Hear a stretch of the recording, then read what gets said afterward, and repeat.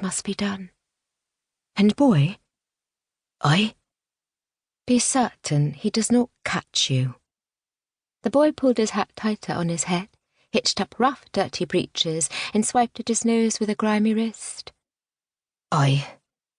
The single syllable cracked in the middle. She nearly stopped him, nearly reached out to grasp the bony arm, but he'd already moved away, crossing the cobblestones into the shadow of red bricks and dark timbers. Augusta castigated herself for her moment of weakness. Sympathy for pickpockets? She could ill afford such soft-headed rubbish. Watching the boy dart between a departing delivery wagon and a stack of wine barrels, she moved around the rear of the cart, struggling to draw a full breath without gagging. Good heavens, even in one of the cleanest, wealthiest parts of town, the filth was staggering.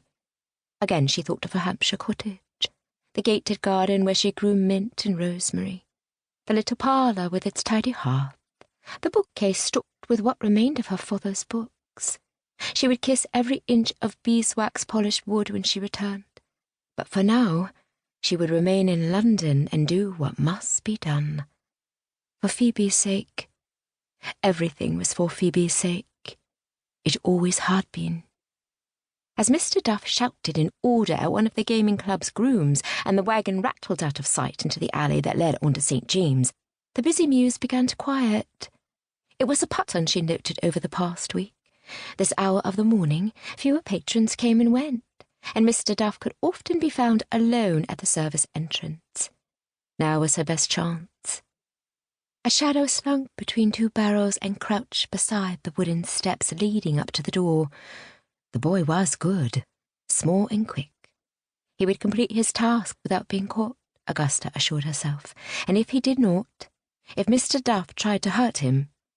Her eyes darted to a long iron pry bar lying in the rim of the cart. Well, she could not allow him to be injured.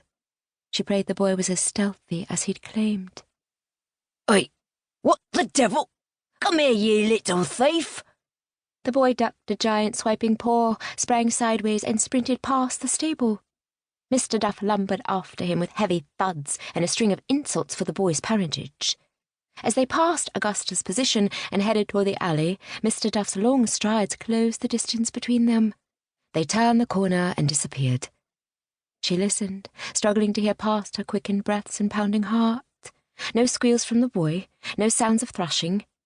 She shot a glance at the wooden steps and unguarded door. Now, Augusta, now! She rushed across the mews, making no attempt to hide. Speed was more important. She had to get inside before Mr. Duff returned. She climbed the steps, nearly tripping herself on her own petticoats. Grasping the knob, she twisted and stumbled inside, leaned back against the door, blinked, breathed, examined her surroundings, or tried to, at least. It was dark. She was in a long passage, she thought, but there was little light. Straightening, she listened. In the distance she heard servants chattering, masculine laughter, a feminine taunt, footsteps. She smelled something delicious. Onions and roasting meat, yeasty bread, a wine sauce of some sort. Her stomach growled. She hadn't had a decent meal in weeks. As her eyes accustomed to the dark, she spotted an opening off the corridor. If her information was correct, she needed to locate the service stairs and make her way up 3 floors. A clank sounded. A man shouted a curse. She darted ahead and ducked blindly into the opening, and halted. A maid descended the stairs, her grey skirts swinging, her steps brisk and cheerful.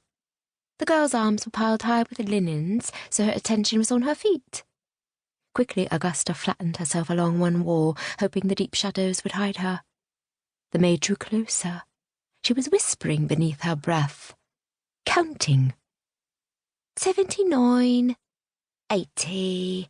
She paused as she navigated the bottom step. Her feet shuffled. Then the count continued. 81. Mere inches away she halted again. Her skirts whispered against Augusta's. She shifted the load of linens that towered past her mob cap and whispered, "Or is it 82? A scoff. "Who'll care? It's just a wager with Big Annie, you silly goose."